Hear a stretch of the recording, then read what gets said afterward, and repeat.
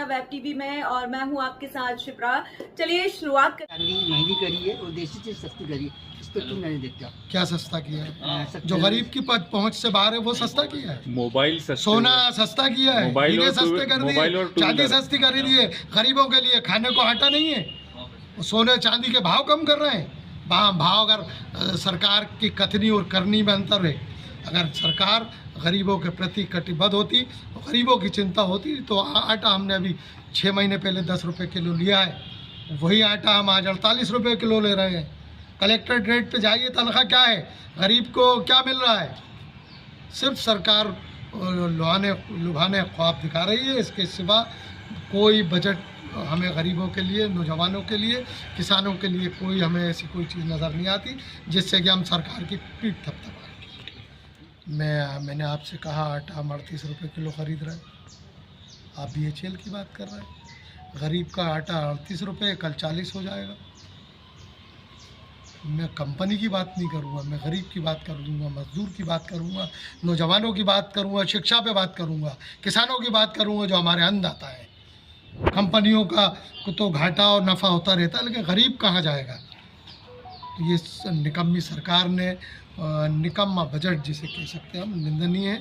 हम सब मध्य प्रदेश के समस्त पदाधिकारियों के साथ में प्रवक्ता ऐसे बजट की निंदा करते हैं। सरकार ने बजट पेश करा है, लोकसभा चुनाव ये विधानसभा चुनाव, इसका बजट तो किस नहीं देते?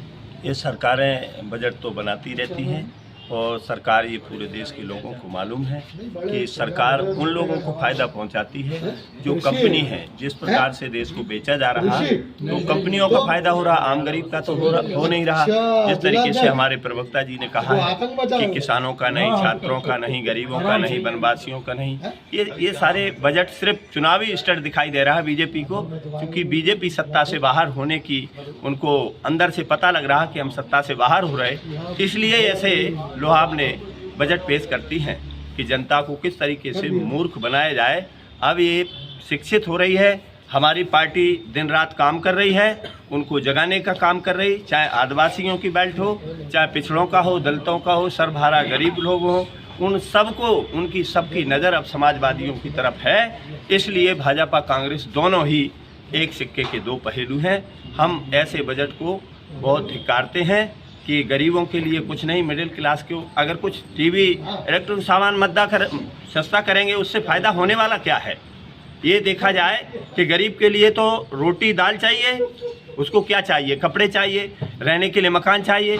तो देखते हो 80-90 रुपये कुंटल लोहा हो गया, सीमेंट हो गई 400-500। ये क्या है? ये तमाशा मचा रखा है। ये भारत की कंपनियों को, जिस प्रकार से ईस्ट इंडिया कंपनी भारत में आई थी, कुछ चंद लोग जो भारत पर राज्य कर रहे थे, राजे महाराजे, उनको जो परमिशन दिया था, ठीक इसी प्रकार से भारतीय जनता पार्टी की जो मोदी की सरकार है वो कंपनियों को बढ़ावा दे रही। एक दिन फिर भारत को कंपनियों के अधीनस्थ करना चाहती है, कंपनी सरकार बना के उनको सलाम ठुकवाना चाहती है। समाजवादी भारत में ऐसा नहीं होने देगा। लोकतांत्रिक व्यवस्था के तहत समाजवादी चल रही है, भारत के संविधान के तहत। उसको किसी भी सूरत में हमारे राष्ट्रीय अध्यक्ष जी का ये कहना है कि भारत के संविधान की जो मंशा भारतीय जनता पार्टी की है उसकी तरफ उंगली भी नहीं उठा सकते भारत के संविधान की।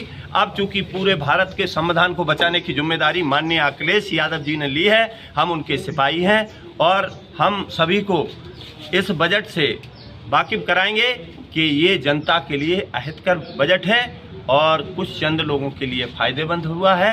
इसलिए हम ऐसे बजट को धिक्कारते हैं।